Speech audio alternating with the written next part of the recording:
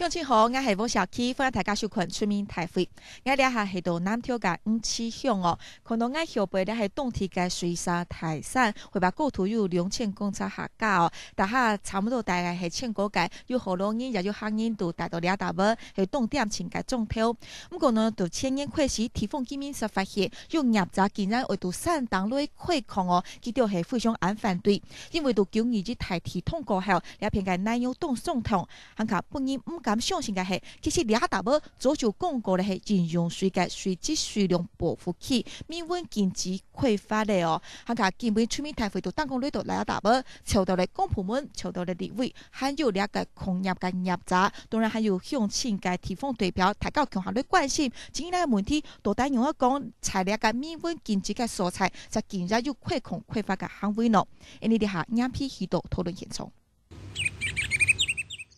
開會了！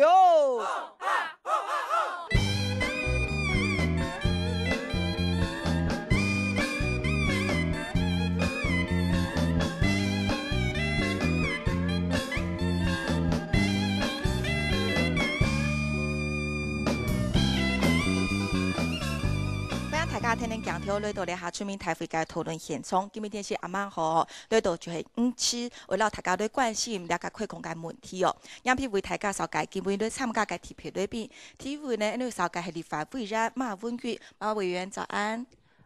主持人好，大家好。分樣。提議會裏邊呢，呢位紹介看到係林務局嘅副局長楊宏志楊副局長早安。主持人馬委員，各位鄉親、電視機的媒體的觀眾，大家早安。分樣，第三位裏邊呢，呢紹介係南投環境府環境保護局嘅副局長林龍如林副座早安。主持人早，各位鄉親大家早。分樣，第四位裏邊呢，紹介看到係經濟部空務局嘅空警組長林建豪林組長早。主持人，各位鄉親大家早。分樣，喺個現場呢，又為大家紹介了超多2個律師哈，係野蠻新竹生態協會的律師謝夢雨謝律師早。各位鄉親，大家早。分樣，現場也看到我們魚池鄉的在地鄉親也都來到現場，謝謝大家今天來哦。那當然包括我們這次北元礦業公司的董事長、總經理也都來到現場，對讓大家都關心哦。那個這個水社大山聽起來相當壯闊的一座大山哦，這個海拔高度大概有2000公尺以上，在這地方很早以前就被設為礦區，有這個採礦的行為哦。那可是這樣一路發展到現在，對這個相對來講，是不是環境相對比較敏感的地區，是不是還可以這樣比較適合這樣來重新復採開礦的這樣行為呢？你係大家來關心沒有？都了解些討論緊議題前天呢，你先對看一對了新聞報道，好好來了解那個事情。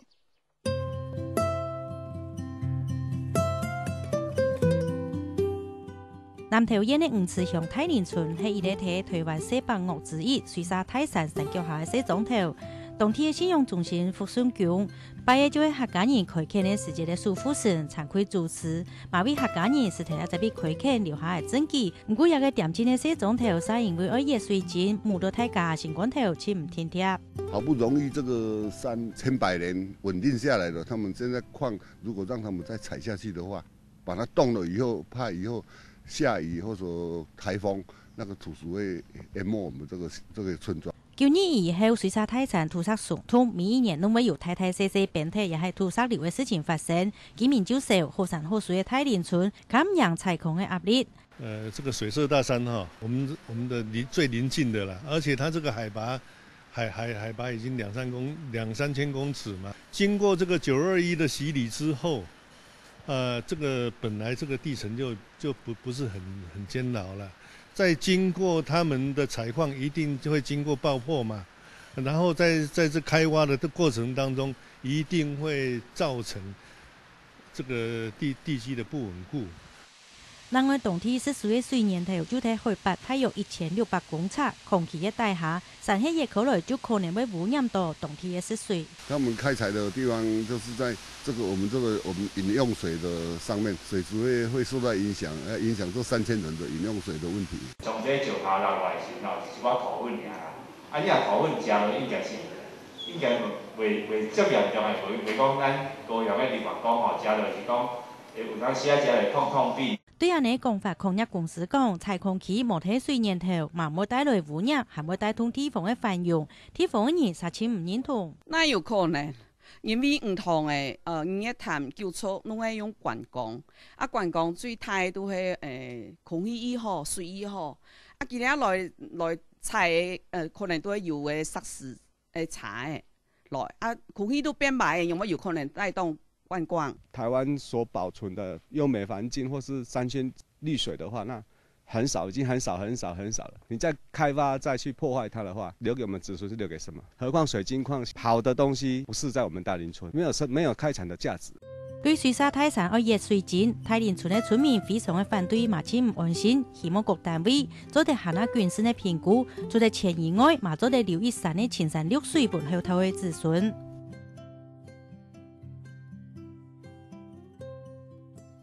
第二度养平安利的款的哦，过去这里呢，因为有水晶矿，这个水社大山有水晶矿哦。那照业者说法是说，这些水晶矿开采出来，可以做一些面板啦或晶片这些高科技的材料啦哈。不过对当地住民来讲，这里地质这么脆弱，受到一些影响之后，是不是还这样适合来开采？你现在透过这种图表的了解，那个实行台地发生很用班心哦。其实最早在55年的时候，那时候就将这里设定为矿权，矿务局就把这里当作是一个矿区，可以采矿哦。到68年的时候，这期间呢、不断的转换这个矿权的这个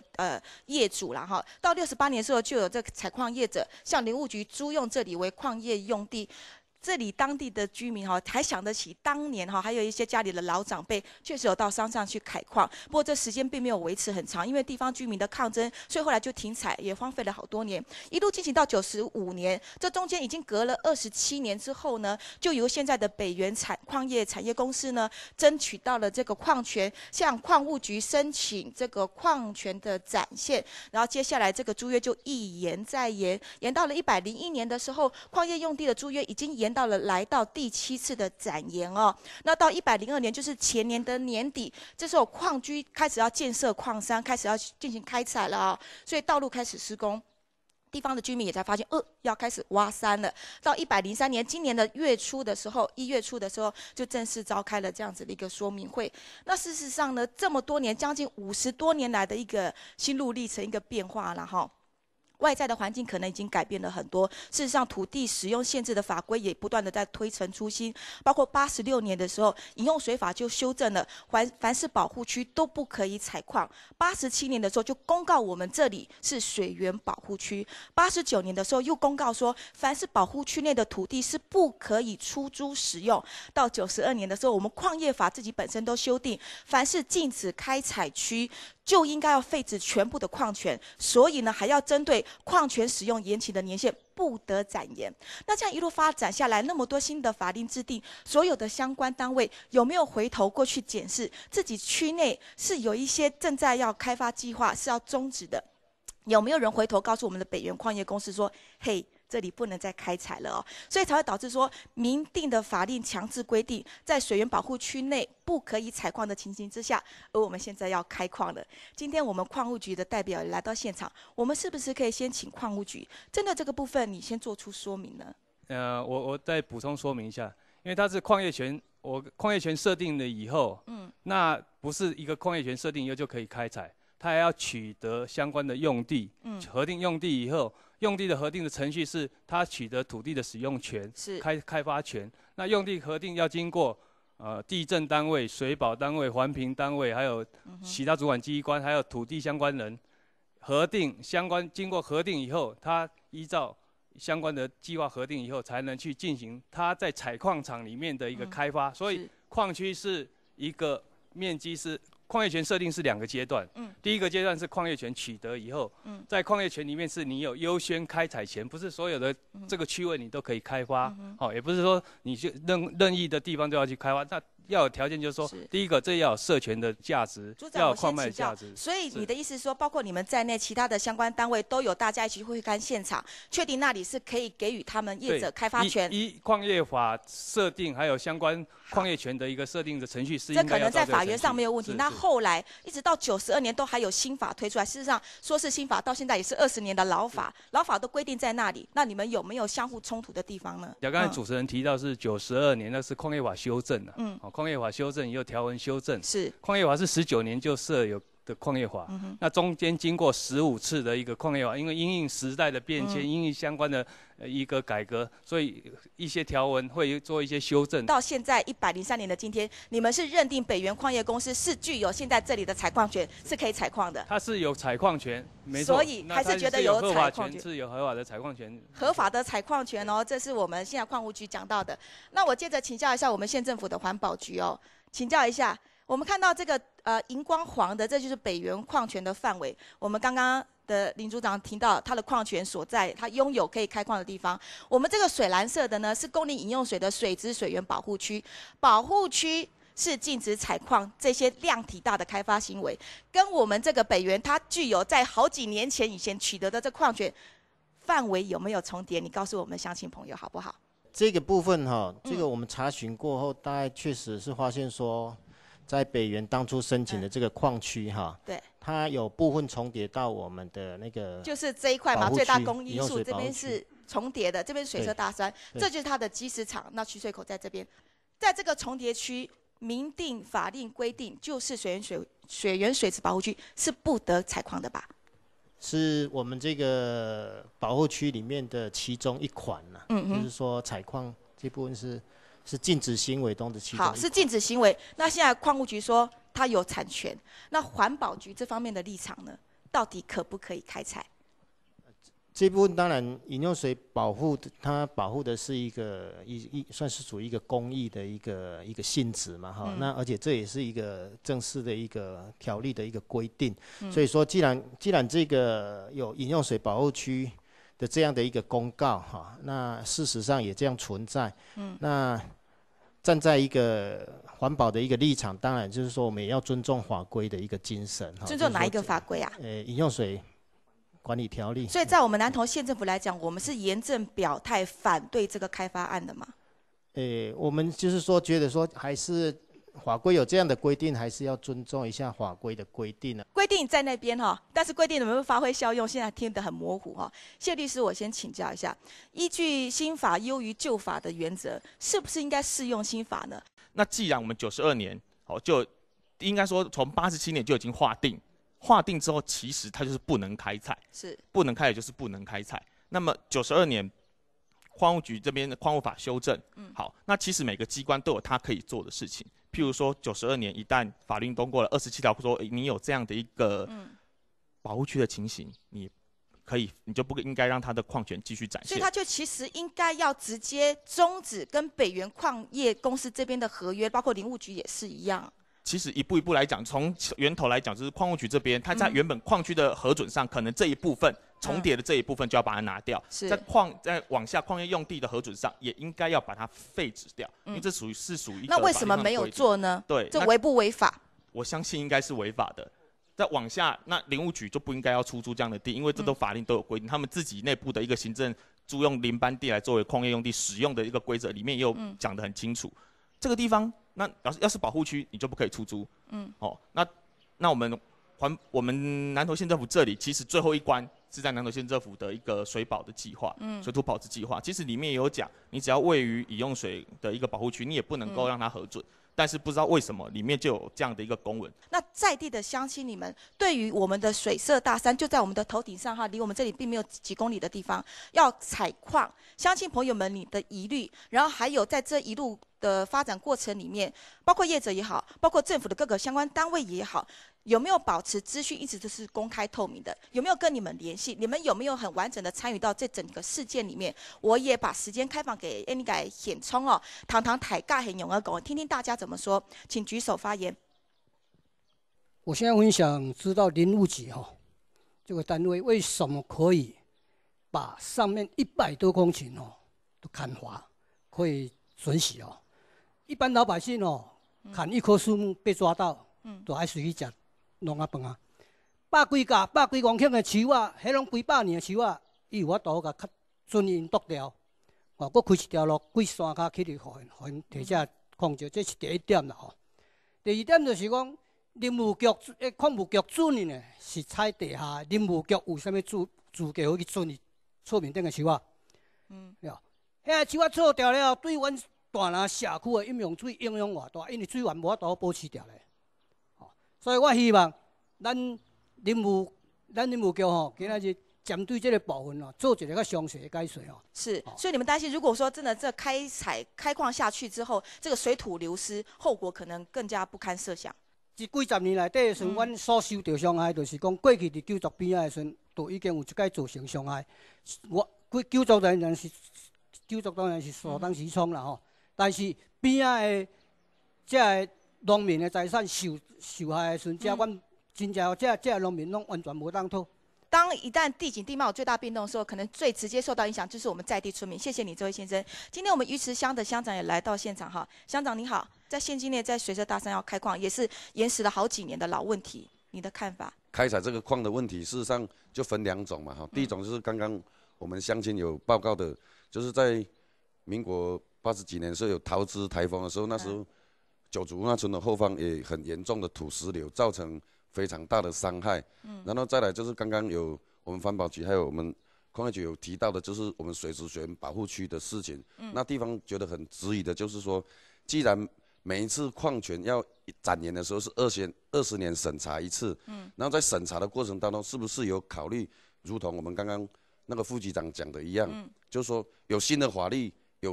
的规定，那不是参考而已，应该是要遵从，也不是尊重啊，应该是要遵从才是法令嘛。应该就是要适用新法。对对对，所以那地方就是村里，就是第一个，那里是地质的敏感区域，第二个是水质水源保护区，应该就不能再继续展延它的矿权。是，好，谢谢。我们再把机会开放给我们大林村的村长啊，村长，地方上的居民反映给你他们的担心忧虑，他们是反对不支持这个事情的吗？主持人好，马立友好，各位乡亲大家好，我们政府有责任保护我们所有的居民，要让居民安心乐业。如果这个矿区如果开采的话，我看我们所有的村民都要心理准备好，一下大雨或台风的话，准备就要逃命了。我们不反对任何一个经济体到我们这边来赚钱啦，不过一定要考虑到我们乡亲大家的安全。是，好，谢谢村长哈。其实村民的发言里面发现总归2个问题，第一个是法律程序的问题，明明已经有新的法规限制不得采矿，为什么还是相关单位沿用旧法，让这个开采权一直下去都没有任何的刹车停止呢？那另外一个是实质的地理环境条件，水社大山是海拔超过2000公尺的大山，它本来的那个领土覆盖都相当的算是相对敏感的区域，开矿是一个大事业体，是一个量体很大的工程，真的适合吗？那不管是程序上也好，实质上也好，有没有相关单位尽到了这个真正把关，然后真正从法做决定的这个行为呢？刚刚我们乡亲也提到，我先请教一下我们的杨副局长哦。事实上，在过去，农民如果真的在林班地里面要松土、要耕作、要开垦，都是凡事要经过我们林务局的申请，也多所这个限制跟规定。那么现在这个北原矿业公司要在上面采矿，要铲平山林，要削掉山头，这个问题，还有现在新的法令限制，我们林务局这边怎么没有适用新法来做这样子的阻止呢？第一位乡亲刚刚有谈到2个问题啊，那他提到说要砍100公顷。那我不知道他讲的是不是北原矿的这一部分啊？那因为我们的资料上面显示是只有1.5公頃，那是目前要开采面积，加上给它划设产权地方总共100多公顷。那个是矿业局开得到，那个是矿务局的事情，因为林务局跟北原矿是1.5公顷，那其他的那个并不是我们管辖，并没有审核通过，不是我们管辖。可是那地皮是你们要管的啊。可是没有权利关系啊，就是我们跟北原没有所谓的你刚刚讲的矿业权的100公顷的那个没有那个权，那是矿务局。树还没开到那边去，那就当下这边的1.5公顷要开采的面积。对，那刚刚乡亲的第2个问题说，为什么不采土地里面的嘛哈，跟树有什么关系？那这个就是有关于技术上面的问题，技术上面还是属于矿务局。他如果可以用乡亲的那种方式，林务局是非常高兴的。乡亲的什么方式？就说不要动到树，你只是去采水晶。有可能吗？把树留在地面上，然后机器下去挖，有可能吗？乡亲说可以啊，那我要看矿务局有没有这种技术啊。那主持人刚刚讲到的那个问题，就是说法令上面的厘清，为什么不用新法的部分啊？所以我刚刚听到林组长跟林副局长他们的两边的问题好像没有厘清，也许还要再问他们一下，再清楚的厘清一下。那一次又一次的给租约通过，让他们展延这个租约是林务局通过的哦，展延到第7次，为什么？新法在86年、87年、89年、92年的时候都各自陆续推出新法，为什么还是一直持续展延到今年都还有？因为大概主持人，我们现在看到问题是2阶段，刚刚好像是林组长有讲到是2阶段。第一阶段是矿业权的部分，是由矿务局这边去掌握。那我刚刚谈到的是所谓的矿业权的部分，主持人问的是所谓的矿业用地的这一部分，那这是第2个部分了。那至于展延，它是矿业用地是依附在所谓的矿业权，是如果没有矿业权就没有矿业用地，是如果有矿业权就有矿业用地，所以还是要回到矿务局针对这个矿业权的这一部分，他们所持的态度是不是跟林副局长刚刚讲到的，就是说新的法有关于刚刚林副局长讲的说饮用水管理条例，那实际上林务局也有做功课了。那自来水法里面的第11条也有所谓的禁止的一些行为。副局长，恕我直言哈，对乡村居民来讲，我不分几阶段呐，明文法令规定它就是不得开采的水源保护区啦。恕我直言请教，林务局难道不能自己做判断吗？你们也是国家土地的主管专管单位啊，你们可以直接喊卡，这里就是水源区，就是不能开采，这还有什么好说？毋庸置疑的一个很简单的状况。这一般普通常识是这样讲的，可是，在行政的流程那样子是不对的。委员，这个法的层层叠叠，其实新法一直有被研议推出来，就是看到不该适合进行的采矿行为，所以才会有明文规定这件事情。可是竟然没有办法落实，那这些法是土法不足以自行，是白色的了吗？如果刚刚环保局其实已经提到了，新法规定，如果在饮用水的保护区里面，它就是不可以开发。这个在所有的都一样。你今天我们林务局在很多浅耕的植物什么，我们现在就已经立即禁止了。所以这个部分，我觉得这个是可以强制去处理、去执行的。包括林务局、包括矿业局、包括环保局，其实你们都是专业的程度比所有的乡亲还高。除非你们认为说这样未来对这个地方、对这块土地没有影响，那你可以同意。不然你就是所有的法令大家连接起来以后，你应该要采取对人民有利、对这块土地有利的方式，大家提出自己的意见，而不是你现在矿业权已经有了，你才有矿业用地的问题。可是刚刚我听起来好像是要取得矿业用地，你才可以核准这个矿业权，那变成说你们的前后会有一些问题。矿业权是他早就核准了，可是这是早在好几十年前，那你现在应该就现有的土地的它的敏感程度，还有现阶段大家去考量。所以施工条件已经改变了，是不是真的要检讨、要省思？这是可以讨论的。杨副局长，刚刚你要举手想发言，因为刚刚马委员有点醒我们啊，就是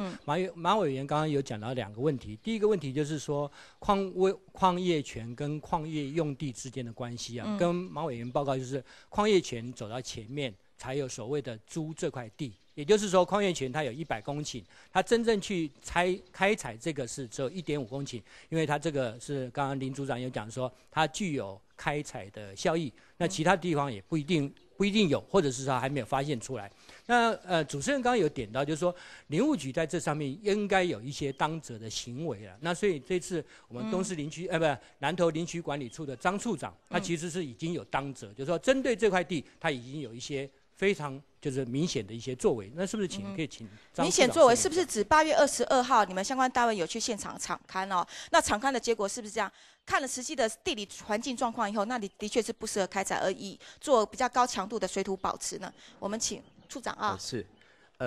我跟大家报告，就是说，确实那个地方曾经发生过土石流还不止一次啊，所以说林管处在那边也投入了蛮多的工作去做一些水土治理的工作，那希望说那边的地质能够趋于稳定那再来就是说，其实因为后来我们知道说乡亲对这个地方的历史比我们还要了解哈，那也发现说这边有一些危害之后呢，那在这个矿权或者说矿业用地上产生争议之后，那我们已经马上就是有询问给北原哈，就希望说暂停一切动作哈，等到这个部分厘清之后，然后才去比如说做这个租约的后续处理，或者说相对应的一些实际开发的。你们主要要厘清了解什么是法的部分，还是地质其实就不适合开采？其实我们林务局核准这些矿业用地的租约，那其实基本上是根据矿权而来的哈。那矿权的主管机关不是林务局哈。那我们以前是基于说，比如说机关的互相信赖哈，我们认为说，这个地方既然划设矿权，那我们也可能也是后续我们对于这些案例，我们还要去对照其他的法令，有没有一些限制开发的行为？如果有的话，那或许我们在这个租约上面我们就不能这么顺利。那现在很肯定就是有。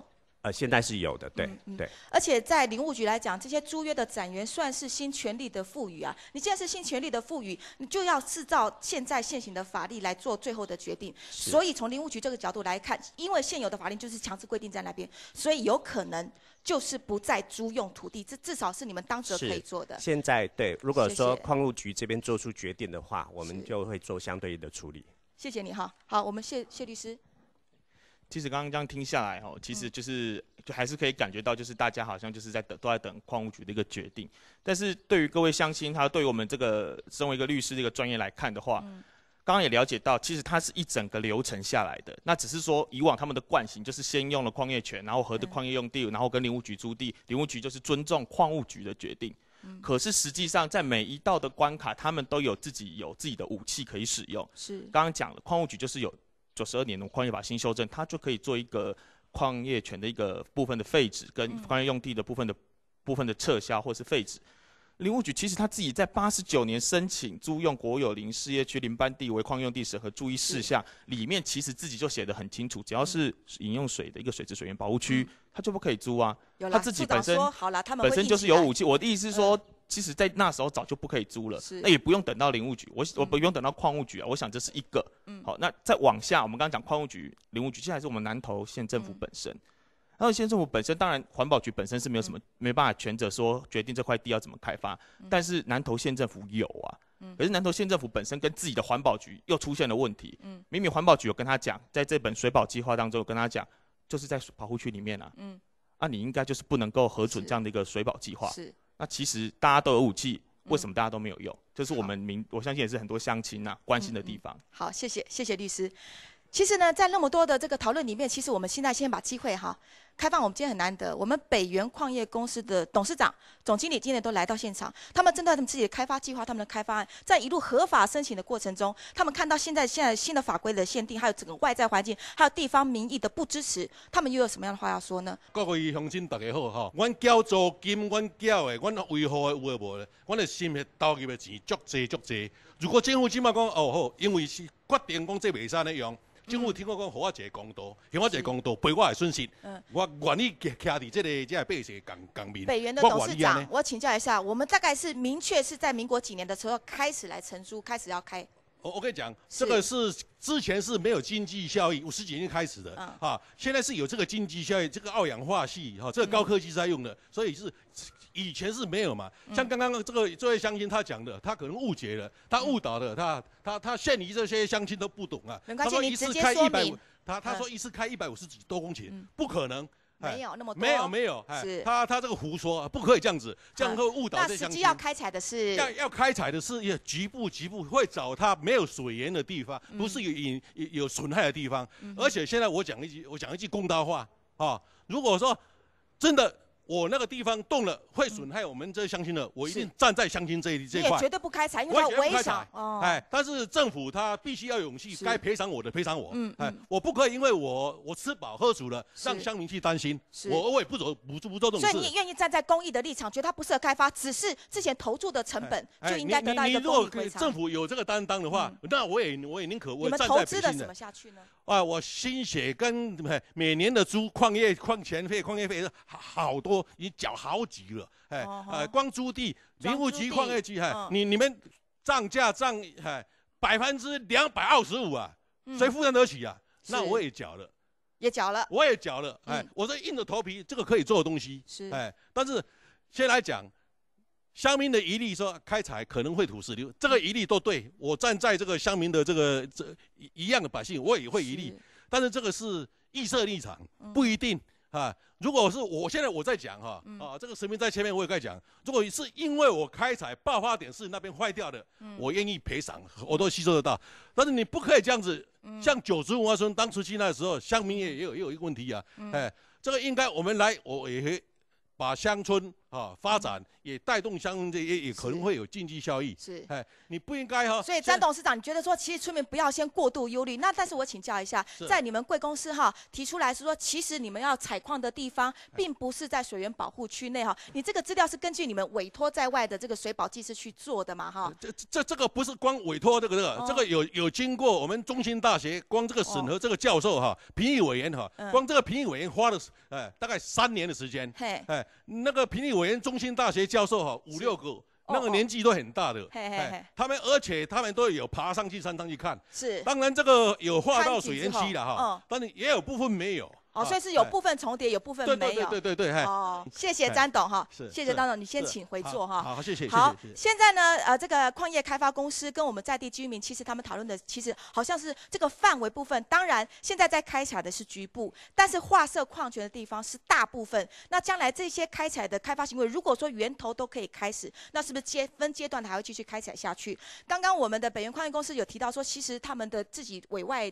水保继续是调查，并不是在水源保护区之内，所以开采毫无疑虑。但是这个是南投县政府环保局的一个回函就是因为那是外间民间的这个水保技师的办公室去做调查，要直接写信发文给这个环保局请教他们要开采的矿源的地址是不是跟我们的水源、水质、水量保护区是重叠的。那么环保局在这个10820号的这个函文里面就正式标载，它就是水源保护区。所以水源保护区很明显在水社大山这一块是已经明显法律规定限制的。那现在呢，地方上呢对这个事实上这个要开采的问题，明明有民法在那边限制，为什么还是可以持续开采？这是大家非常关心的焦点。我们先休息一下，立刻回到现场，再请教我们的矿务局的长官。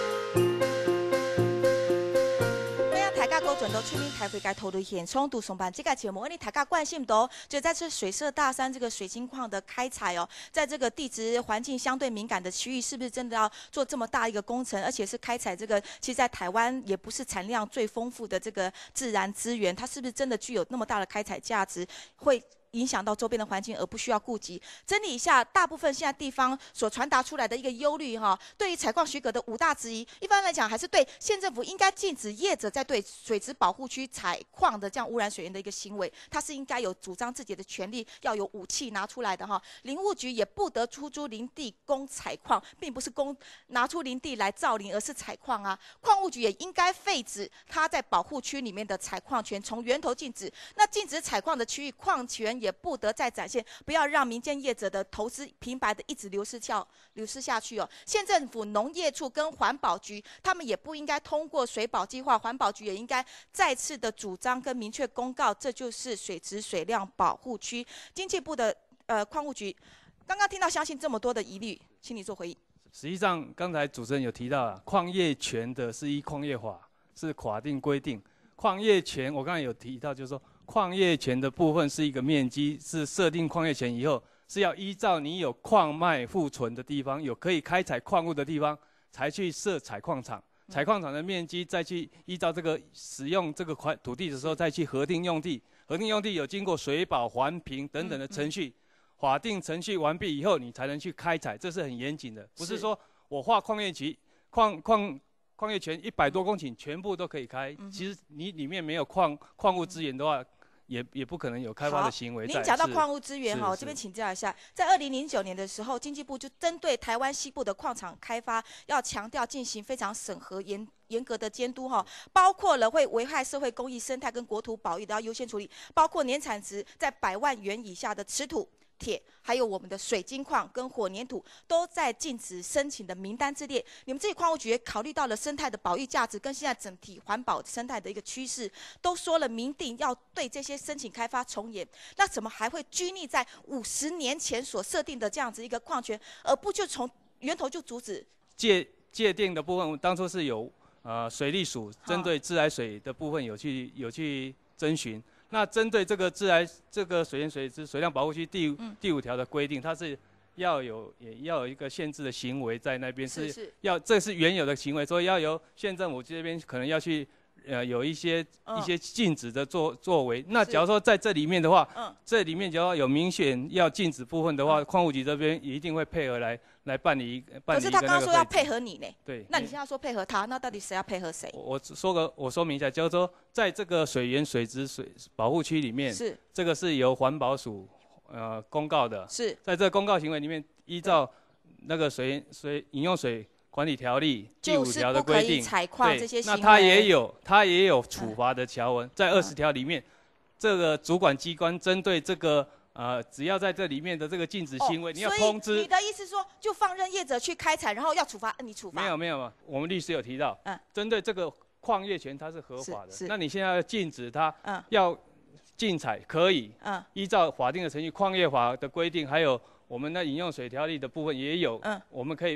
以依照这个也一定要会禁止，也一定会禁止，因为这个矿它现在上面也没动，也不准动，所以对业者他们之前的投资，我们就可能要进入到国赔程序吗？不是国赔，这个是有相关的一个补偿的，所以有补偿的这个约定在，所以一旦发现它不适合在采矿的时候，我们有所谓的补偿机制，就让这个案子不适当的开发计划终止。像国家公园里面，它就是当初我们就跟国家公园管理单位就会针对这些矿业权，他会去邀请目的事业主管机关来了解，说这个地方有没有矿区，有矿区的话要划禁采区或是不准开发区域，就会很明确。那我们就会配合相关单位来办理这个程序。谢谢林组长已经再次的提到，他们会配合相关的法令程序的办理这个所以它是有可能终止租约、终止合约，只是相关的进入一个赔偿的措施可能在讨论。谢律师是不是要补充？它到底我们北园的这样的1.5公顷的用地有没有在水质水量保护区当中？那依据我们那个南投那个环保局的一个来函，对，就刚刚我展示的，这是今年最新的来函最新的，不是这是103年的，它确定的就是在水源水质水量保护区当中。是，那我们现在也让这个我们让我们矿务局看到，林务局看到，那是不是就要依法核处了？只是说这个附件我不知道到底有没有送到矿务局跟林务局。我想这是横向沟通，如果他们有收到，应该就要有相应的。矿务局的长官、副局长，所以这是我们自己环保局出的文哈，还用荧光色的笔都画出来，明明确确告诉我们水社大山上面的那一块地就是水源水质水量保护区，这是哈是吗？确定了，确定。这个，所以从环保局这公文开始送哈，横向连结到这里了，请您看一下，是不是可以？你刚刚说就配合它的相关规定，它已经很明确用荧光笔画出来就是了。现在我们要把讨论焦点，现在一个不言可喻的很明确的就是这一块重叠的区域就是水源水质水量保护区，是绝对禁止开采。那现在相关单位也开始主张自己权利，不可以开采的地方明文规定就是不能开采。那么除了1.5公顷之外，还有拥有矿权的还有150多公顷的面积，都在水社大山的山顶上，在超过海拔2000公尺的高山山顶上，这个水土流失是一点都不能动的情况之下，这么敏感的区域，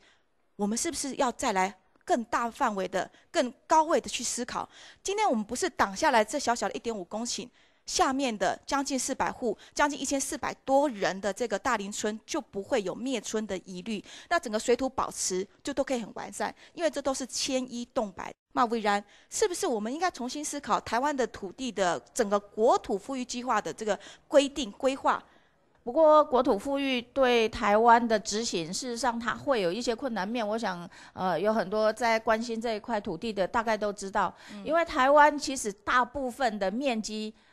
也是处于像我们山坡，尤其南投县，其实我们有大部分的面积都是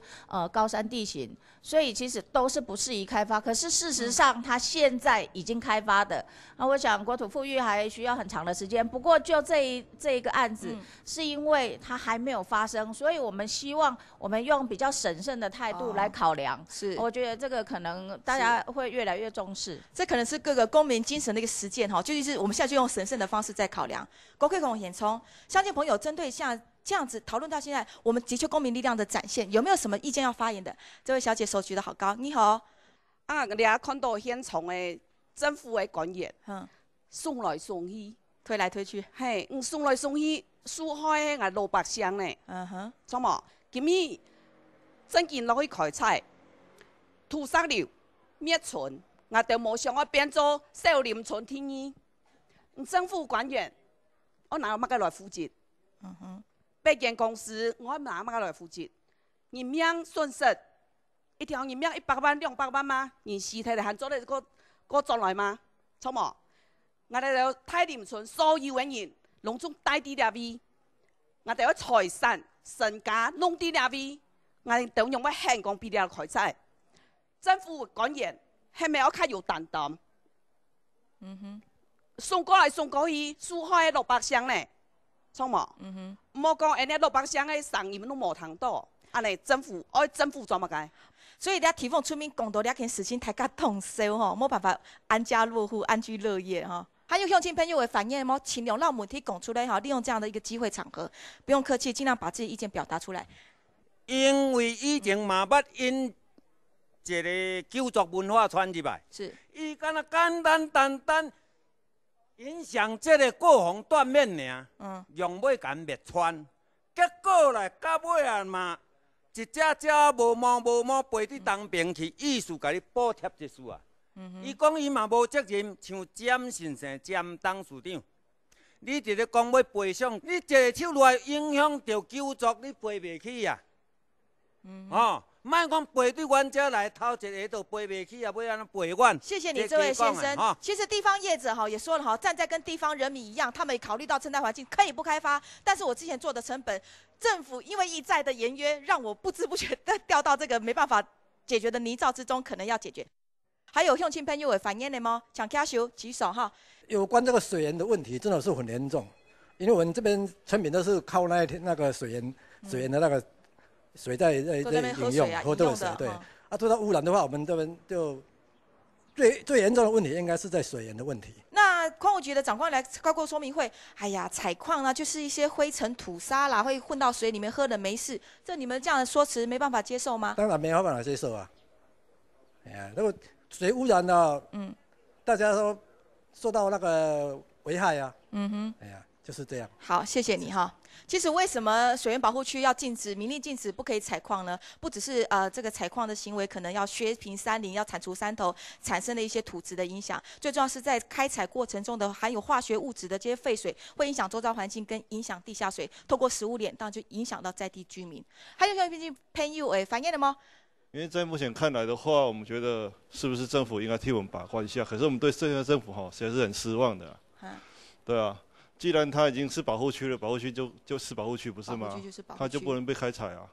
但是看起来它已经有重叠到部分嘛。那现在有一些是对于说那种没有重叠到部分的话，是不是说应该由政府跟厂商他们去协调，说该怎么补偿才是啊？大家应该是不是在这边讨论说是不是要开采的问题，是说讨论的方向应该是如何去补偿他们才对，这才是我们需要讨论的吧。谢谢你。好，还有乡亲朋友会反映的吗？我感觉到吼，自从迄个说讲要来开采这些水晶矿了吼，我规川大南川的村民吼，拢人心惶惶啦，会使讲寝食难安了啦。大家真惊讲第二个小林村再现了呢，大家烦恼噶。所以讲到底正确会安尼无是唔知影啦，但是大家都惊啦，一直烦恼就对啦。大家拢想甲讲要安怎，日日都是伫遮安尼。人讲暗时困袂去就对啦。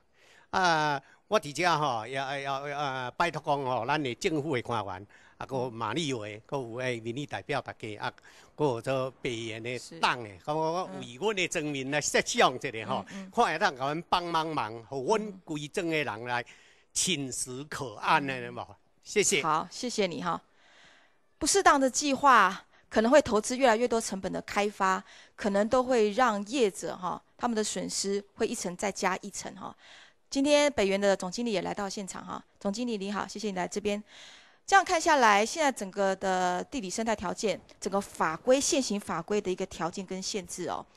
过去50几年这样子下来的，一直不断的展延的这个采矿权，在贵公司刚刚董事长也明言了其实跟地方是站在一起，如果真的不能开发，也不会硬开发，对自己是损己不利人的事情就不做了。总经理，今天听到那么多相信会议，也听到我们长官果真要在这个法令上真正做一些终止的行为，也听你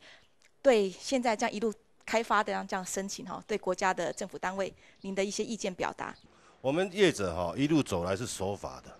并没有违法过，也没有违规过，也没有人告诉我们，当初没有人告诉我们，在86年他规划做水源水质保护区，是北元公司在70几年开始得到了开工权，是一直到现在，是虽然没有大规模的开采，但是我们还是有人在那里做整理。你说影响到水源，几年前不要讲说你们刚才讲10几年桃枝台风。我们讲几年前，在山下九族旁边的土石流，也要算到我们北元身上吗？绝不公平。对呀、所有看到的报道、影片、土石流各方面的灾害，全部是别的地方的。那是因为我们还没开工，但是我们都还没有动，你们用假设性的议题扣我们帽子，我们认了。如果真的是因为我们开发而发生的土石流，谁承担？当然业者承担啊。那我们做到哪里？你们可以监到哪里？到时候可能不是业者承担。那我问你，身家财产安全，主持人，那我再强调一点，我们一路走来都是遵照法规在走。是。为什么要做水保？就是让伤害损失到最少，是不是这样子？开采开矿会伤及到树木，没错。但是你水保的计划里面，它有复育的规定啊。也有复育植栽的规定啊。林务局他们也很清楚啊，是，所以你觉得你都可以做好富裕这相关的？你没有做不行啊，这是规定嘛。对，而且这些钱都已经缴了啊。对不对？富裕植栽的保证金都要缴啊，缴在前面，你不做，林务局他们也会拿起来做啊。好，这边先打断你一下，谢谢你经理。其实乡民对所谓业者会做出富裕，他们也是有想法。来，对，如果要做富裕，你们是不是也有不同看法？借着这个对话的场合机会啊。那我想请问一下林务局种100年的树啊，才有在今仔日面顶剁掉了，伊要种偌大丛的树啊，几细人啊种。伫山顶尾溜你有在管理几年？我相信你管理无3年啊，树啊就拢死了。我感觉政府所做的两面刀划的工作，叫阮社区、叫阮百姓来咧做造林，恁却是恁后壁咧废林的是恁政府官员无毋对啦，拄仔我讲的100几甲，毋是讲伊一届做在开垦100几甲，1.5公顷。请问林务局，你去看内底，你甲算过有几丛树啊？遐树啊内底有几百年的树啊？恁敢有讲为着这保护树啊？恁林务局恁咧徛伫个单位，恁内底一直咧保护树啊？甲恁先祖拿呢？甲恁先祖拿种的树啊，头错一丛，互恁掠着，恁就掠讲要叫伊讲做解约。尤其是林地迄个混乱的迄个问题到这一阵一直也无解决的问题。是，好，这位先生，刚刚业者提到说，其实最近这几年陆续发生的这个土石流或大小灾情，其实他们根本还没正式动工，所以不应该把这个账算他们头上。那对于往后如果真的要开下去，不幸而严重要开的话，对你们来讲，这种土石流的风险又是谁该能够承受得了的？这个土石流我想，我敢讲那么一句话了，没有一个单位可以说去承担这个土石流了。这下来的话，若像小林村咱啥物人要担？足简单的一句话，有啥物多一个单位，恁政府官员，恁多一个单位，恁敢讲我来负责？好，我们再把时间交给我们的詹董。如果将来这个计划真的在这个时不我与的情况之下，真的要终止，主持人您好那个马委员，我也跟你保证我也是一定会站在乡亲他们的安全利益、生命财产，不会因为说我开采就我以利益为重，不是这样子。这个也经过评估，政府层层关卡，一步一步走来。光请个水保，我动个水保，请水保，就快10年，是去年水保才过，是也经过这个像中兴大学医学的评议委员，他专业什么一大堆的当然了有很多这个图案土石流或什么那个都是栽赃，拿别人的来补拿别的地方。希望这种误会都可以到此终止了都是淹在我们都是栽在我们头上我这个我很强力的抗议，这样是不对的好。今天非常谢谢北元矿业公司很有诚意来到现场，跟乡亲面对面来说明包括整个工法啦包括整个是不是污染的这个水体的这个过滤上都有一定的标准、一定的规范。但是这么多的规范、这么多的标准，现在很明确，就是不可以在水质水量保护区来开矿。那在这个范围之外呢，是不是还要继续动工？是不是还有继续要探矿、采矿的一个行为？当然，我们就像委员说的，要从慎从重来思考啦。山林的水土保育一向都是林务局念之在之，你们最重要的标的工作。您自己本身也是这方面的专家，开矿跟栽种或做田垄，这是完全不同程度的一种对山林的侵害。今天听到一些乡亲的朋友的提问，也谈谈你事实上在这一块就是不可以采矿的地区，然后对采矿的这样的行为一定是要从严思考。刚刚乡亲也是谈到2个问题第一个问题就是说，种千年上的林木，它的材积或者它的价值跟种一棵树上面的是不可道理成，这个大家都知道的问题大家都知道。那如果说我们假设因为刚刚乡亲是假设嘛，我也假设如果它底下是个黄金，然后具有开采价值的话，势必还是要去开采嘛，除非说我们不发展经济嘛那如果说这样做，那林务局这样做的话，我不知道乡亲刚刚矿务局有讲说有用一个富裕计划的方式来做，乡亲说那个不行，那我不知道乡亲有没有。现在很明确，下面不是黄金是水晶矿。没有，他刚刚假设嘛。可是假设他讲的有道理，是小树就是不能取代大树，这也是大家浅显易懂的道理对，如果说是底下是一个烂泥巴，我想矿务局也不会去开采嘛。那如果说是黄金的话，他会去开采嘛？因为具有那对你来说，到底是水晶矿价值重要，还是上面的土木？对，就是你要从经济的效率。投入跟产出来看这个问题嘛？对，我问乡亲如果乡亲认为说富裕计划不行的话，我不知道他有没有更好的计划，那我们倒是要听听，然后当成他就是不要富裕就让他原来的样子在原来的地方就好了。那就是答案嘛，那就是答案。谢谢副局长，我要请教是我们环保局的副局长。事实上今天村民其实很多的声音都是讲给我们县政府听的啦上个月应该是在10月、11月份的时候，宜兰县本来也有要民间的矿业公司要去采矿，不过呢，县政府就是以不合程序就直接驳回了这个采矿的申请了所以地方居民希望是从县政府第1级的地方县市主管机关就很明确的法定公告出来，这里不可以采矿，那你们主张你们自己权利。环保局公告这里是水源水质水量保护区，直接我相信农业处应该离你们不远吧走过去跟农业处说，这里就是不可以通过他们开矿的水土保持计划。县政府之间的横向紧密连结，你们明确的表态不支持这样的开发行为，报请中央的时候展现地方政府的态度跟看法跟主张，这边也请你把握这个机会说出来好吗？因为业者他有可能对法令不了解，但是这个专业技师不应该说对这个东西不了解，他应该要把他所得的，应该要有义务要告知说什么可以做，什么不可以做，让业者往后知道说，他应该如何来应对。比如说，所以这个就变成说，对于这个所知悉的事情，有没有确实做到一些告知的一个责任？其实这个也是有一个责任的那大概是我想我们县政府还是重申这个地方是不能采矿的。好，重申这个地方是不能采矿，是不可能让步的。薛律师针对矿务局这边的代表提出我们这边环团所关心的议题。那刚才有人提到富裕的情形，那跟大家讲一下，像类似的亚泥的一个矿场采水泥矿，那有一个研究指出，它至少要花20年才可以恢复类似原本的一个原始林的相貌。但大家有多少个20年？那20年之内会发生什么事情？大家其实不知道。尤其像矿产这个东西，它是一个消耗性的，它是不会再生的。这样一个东西是不是要开采？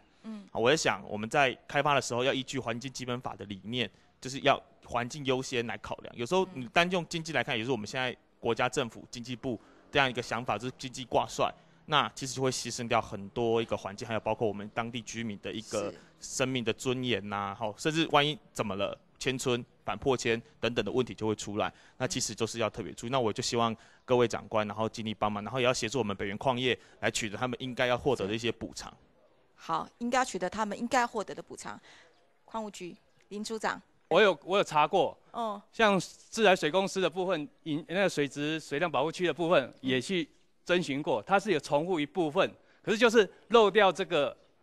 饮用水水源保护区的这个动作。那县政府这边也没有，当初其实在公告的时候就要会同相关主管机关去认定说这个东西有没有污染水源的部分，就要马上做处理。没有处理的话，它依照20条的规定，饮用水条例管理20条的规定，就要罚款10万到100万，而且要通知这个行为人要禁止他，这个没做，那后续就大家都疏忽掉，林务局他也不知道说这边有划定这个，所以现在我们大概会做给确认，假如是在这个水量保护区里面，这个范围内的部分，就依照我们矿业法还有相关法令的规定，我们会再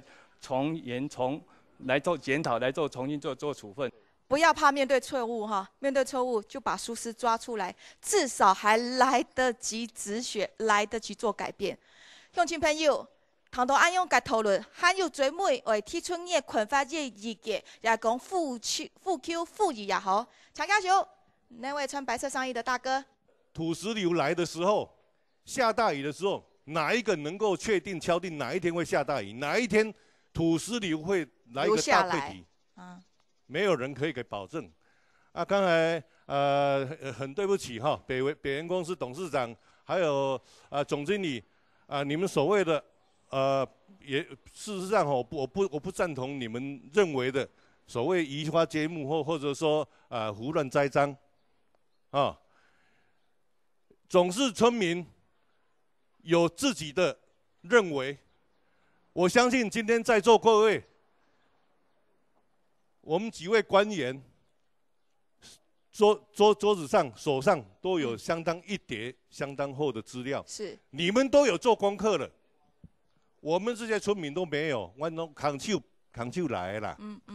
我们只不过是要表达我们的立场，因为你们就住在这里，生活在这里。我们就是住在这里，生长在这里，而且我们也希望我们也死在这里。因为你既然这个法令规定的话，不行就不行了。不要说我觉得怎么样，我怎么样哈。好的，谢谢你。我们会持续的关注他的动态，跟他下一步的进展哈。现在已经很明确的共识，就是不可以。还有乡亲朋友的反应的吗？国会访这个手举很高的阿伯。以前第一届开垦遐的吼，坑咧，伊所有拍起来的石头拢放伫山顶，山顶因会起甲好好安全，无毋对啊。但是过了10年后、20年后，地动啊，震动遐都拢震动，台风来拢愈乱。但系旧族文化传迄个所在所吞去安尼，卡车一直车呢，车1、2个月车袂了就对啦。好，还有没有补充的？我看到谢律师举手，是不是要再做简单补充？我觉得不管是对业者或是对民众来讲，资讯公开是很重要的一件事情。谁都应该看清楚。我是呼吁说，因为像这种采矿的情形，多半都会遇到保安岭或是山或是什么，或甚至还有原住民的问题。那其实大家应该要整合一个平台，让大家可以很明显的去查到最近哪些地方可不可以开，看有没有保护区。业者这样也很容易就知道，那民众也很清楚，大家就不用花那么多时间去矫正一个本来不应该花那么多时间的错误，就是给我们政府机关一个良心的建议。良心的建议哈，其实食安都有一个食安办公室来做整体的总和啦哈，来让整个问题不要说是各层各面分开来做。马蔚然也针对这个部分做你今天的结论。因为我上早接到丁警的时，其实是自来水公司的里面的员工跟我讲说，开采的这一个区位是水资源保护区。是饮用水的水源保护区，所以我觉得这个是影响比较深远。那你至于说其他的开发，当然你有一些富裕计划，这个村民的疑虑是难免。就这些我们都不讲，你依法行政，如果现在法律规定它是不行的，我想这个对所有的行政官员来说都是可以执行。那应该是很明确的结论啦，哈，伊就是这个部分规定袂使，都是袂使。台港面对面哈，大家齐聚一个场地，同一个时空来面对这个问题，就会发现问题的疏漏跟问题的不完全，还有问题的可解决性在哪里哦？今天又初步该讨论出，就会讲，你要总得亏空的所在，你还洞口时的时期，你要是寸到国体相关该单位，记得用的大合，针对业者不应该让他